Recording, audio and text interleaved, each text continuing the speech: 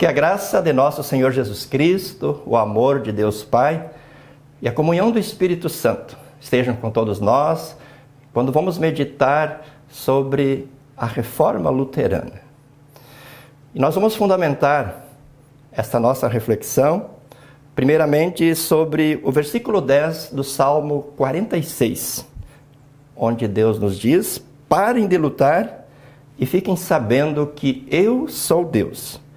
Eu sou o Rei das nações, o Rei do mundo inteiro. E das palavras da epístola para este culto, Romanos capítulo 3, vamos destacar alguns trechos. O versículo 22, onde lemos: Deus aceita as pessoas por meio da fé que elas têm em Jesus Cristo. Os versículos 24 a 26, mas pela sua graça e sem exigir nada, Deus aceita a todos por meio de Cristo Jesus que os salva. Deus ofereceu Cristo como sacrifício para que pela sua morte na cruz, Cristo se tornasse o meio de as pessoas receberem o perdão dos seus pecados pela fé nele.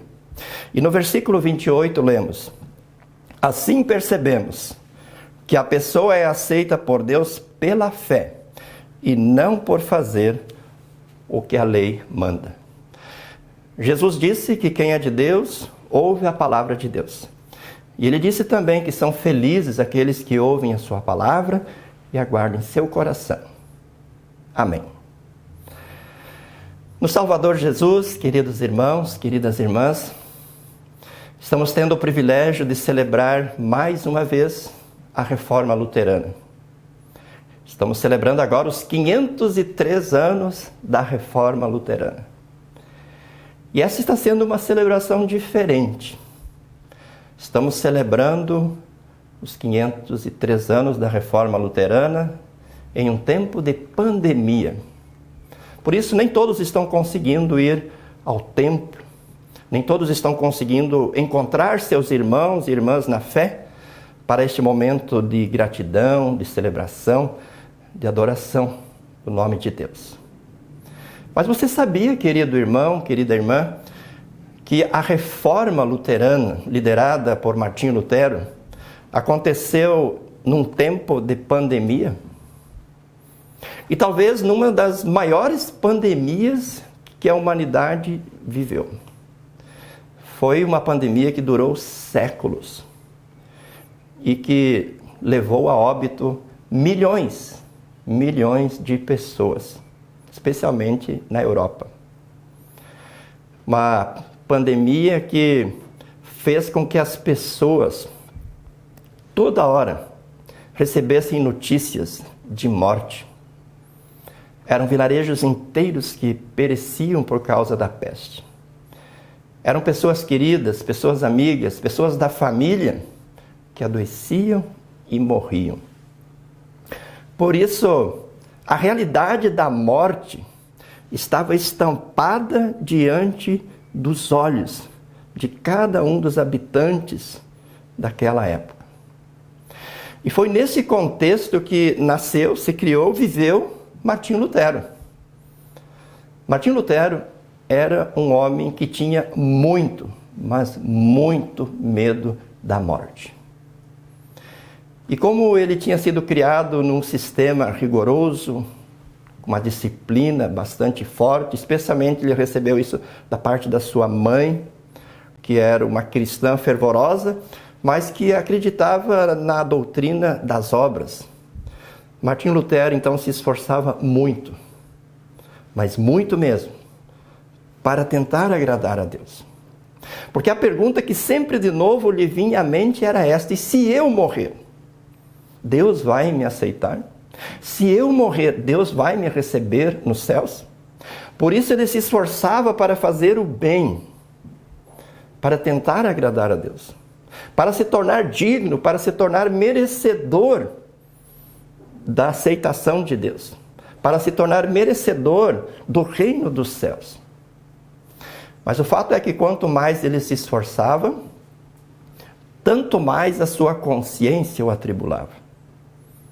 E certa vez, quando ele quase veio a óbito por causa de um raio, durante uma tempestade que caiu muito próximo a ele, ele fez um voto a Santa Ana e por causa desse voto, ele ingressou na Ordem dos Agostinianos, ou no mosteiro, né, da Ordem dos Agostinianos, para ali ficar recluso, para ali ficar isolado e tentar de alguma forma evitar o pecado e agradar a Deus.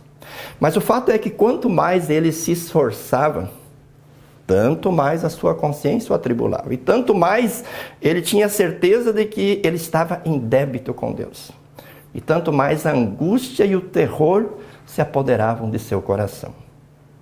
Mas com 29 anos de idade, Martinho Lutero já era doutor em teologia. E ele foi convidado, então, para lecionar na universidade, para lecionar sobre a Bíblia, especialmente sobre os Salmos, a carta de Paulo aos Gálatas, a carta de Paulo aos Romanos. E à medida em que ele foi estudando a palavra de Deus, à medida em que ele foi lendo, ele foi compreendendo, iluminado pelo Espírito Santo, enquanto ele preparava as suas aulas, ele foi compreendendo que não é por meio do seu sacrifício, não é por meio das suas obras que ele se aproxima de Deus, que ele agrada a Deus e que ele se torna merecedor da salvação. Martinho Lutero foi descobrindo exatamente o que diz esse texto. Ele foi descobrindo que alguém fez o que ele não pode fazer. Alguém cumpriu a lei que ele não consegue cumprir. Alguém pagou na cruz o que ele deveria pagar na condenação eterna. Martinho Lutero descobriu que há uma justiça conquistada por alguém que é dada ao pecador que crê. Ele descobriu exatamente o que diz o nosso texto, que é pela fé que Deus aceita as pessoas, pela fé em Jesus Cristo. Que foi Jesus Cristo quem morreu na cruz, depois de já ter cumprido a lei perfeitamente em lugar de todo pecador. Jesus Cristo morreu na cruz, substituindo todos os pecadores. Substituindo Martinho Lutero e cada pecador, cada ser humano que viveu, que vive e que viverá na face da terra. E que essa justiça de Jesus, conquistada na cruz, é dada graciosamente ao pecador por meio da fé. E Lutero descobriu isso especialmente baseado em Romanos 1,17, onde está escrito: o justo viverá por fé. Vocês imaginam, queridos irmãos, qual foi a transformação que aconteceu no coração, na mente, na alma de Martinho Lutero? Ele que vinha lutando com tanta bravura, com tanto empenho, com tanta dedicação para alcançar algo que ele jamais alcançaria. E de repente o Espírito Santo lhe mostra pela Escritura que tudo o que ele estava buscando já estava pronto. Já havia sido conquistado. E tudo isso lhe é dado pela fé. Conforme diz a Escritura, quem crer e for batizado será salvo. O medo deu lugar à coragem. A angústia deu lugar à alegria. E Lutero não conseguiu mais ficar dentro do mosteiro. Ele se sentiu motivado a sair do mosteiro, a ir para a rua, a ir para o mundo, a ir ao encontro das pessoas e proclamar esta boa notícia, anunciar esta boa notícia para as outras pessoas. Por isso ele escreveu as 95 teses e no dia 31 de outubro de 1517 fixou essas 95 teses na porta da Catedral de Wittenberg, na Alemanha. Mas ele não fez apenas isso. Ele imediatamente começou a pensar na tradução da Bíblia para a linguagem do povo. Ele escreveu os catecismos, ele escreveu muitas obras, fez pregações, palestras, aulas, e até durante o almoço ele reunia pessoas para falar desta verdade, de que em Jesus há perdão, em Jesus há salvação, em Jesus a vida eterna. Pela fé em Jesus Cristo, podemos ter a certeza de que Deus caminha conosco aqui neste mundo, nos cuida, nos ampara, nos dirige, nos protege. E que, quando terminar a nossa vida aqui, Ele nos recebe em seu reino glorioso no céu. E à medida em que esta mensagem foi chegando às outras pessoas, também aconteceu no coração dessas pessoas a mesma transformação que aconteceu no coração de Martinho Lutero. E assim esse processo que Deus iniciou no coração de Martinho Lutero foi crescendo e foi alcançando outras pessoas, porque Deus foi agindo em muitos corações. Corações de pessoas simples, de príncipes, de autoridades, e essas pessoas se uniram a Martinho Lutero, e assim aconteceu o movimento da Reforma, que foi assim fechado, né, que foi coroado em 1580 com o lançamento do Livro de Concórdia, que nós temos o privilégio de ter em nossas mãos até hoje. Mas esse processo não terminou ali em 1580. Ele foi indo adiante de coração em coração. E a Europa e outros continentes receberam essa notícia. E o mundo não era mais o mesmo. O mundo passou a ser diferente. Houve progresso em todos os campos, na educação, na tecnologia, na ciência, na produção de alimentos, enfim. A modernidade começou a se mostrar. Porque as pessoas deixaram de ser medrosas, as pessoas deixaram de ser acanhadas, as pessoas deixaram de estarem apavoradas e agora livres desta opressão, estavam motivadas a viver a sua fé, a viver a sua relação com Deus, a viver a sua relação com o próximo. E isso fez com que a humanidade superasse todos aqueles efeitos da pandemia, toda aquela era de trevas que ela estava vivendo, toda aquela dificuldade na qual ela estava mergulhada há séculos. Queridos irmãos, nós estamos vivendo de novo uma pandemia. Evidentemente, muito menor do que aquela que ocorreu nos tempos de Lutero. Mas nós vemos de novo uma humanidade amedrontada, nós vemos de novo pessoas assustadas, nós vemos pessoas não querendo sequer ir aos templos porque estão com medo, nós vemos pessoas se isolando, nós vemos pessoas com síndrome de pânico, nós vemos pessoas com ansiedade, nós vemos pessoas com muitas preocupações, enfim, com muitas dificuldades. E esta mensagem que Deus trouxe de volta através da Reforma Luterana é a mensagem que a humanidade precisa ouvir nesse tempo de pandemia e em todas as épocas. Esta é uma mensagem que faz com que as pessoas sejam libertadas de tudo aquilo que oprime elas, de tudo aquilo que amarra as pessoas, de tudo aquilo que faz com que as pessoas não reajam e não sigam a sua caminhada. Esta é uma mensagem que mostra que tudo que o ser humano não conseguiu e não conseguirá fazer, Deus em Cristo Jesus fez. E esta obra de Deus em Cristo Jesus é plena, é perfeita, é completa, é total. E quem crer nesta obra pode ter a certeza absoluta do perdão e da vida eterna. Quem olha para a cruz de Jesus, quem olha para o Filho de Deus que foi sacrificado na cruz e confia que aquela obra foi em seu lugar, pode ter a certeza absoluta do perdão e da salvação. Por isso, queridos irmãos, que nós celebremos esse tempo de reforma nesse espírito. Não num espírito derrotista, não num espírito pessimista, não num espírito de que nós estamos sós, abandonados à nossa própria sorte e como se as coisas dependessem de nós. Vamos celebrar esta reforma, esse tempo de reforma, no espírito da reforma, no espírito da palavra de Deus. Reconhecendo o que diz Deus no Salmo 46, versículo 10. Parem de lutar.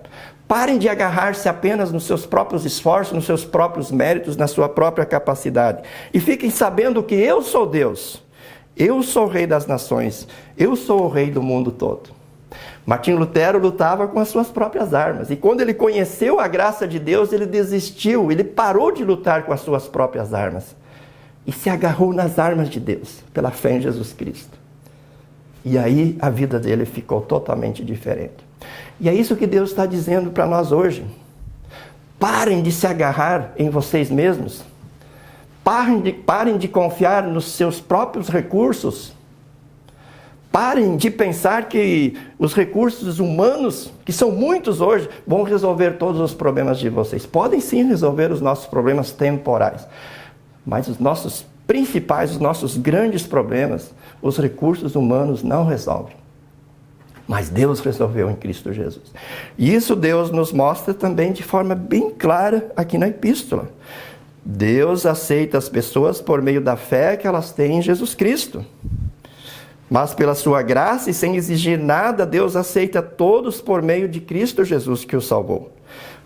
Escuta bem, Deus ofereceu Cristo como sacrifício para que pela sua morte na cruz, Cristo se tornasse o meio de as pessoas receberem o perdão dos seus pecados pela fé nele.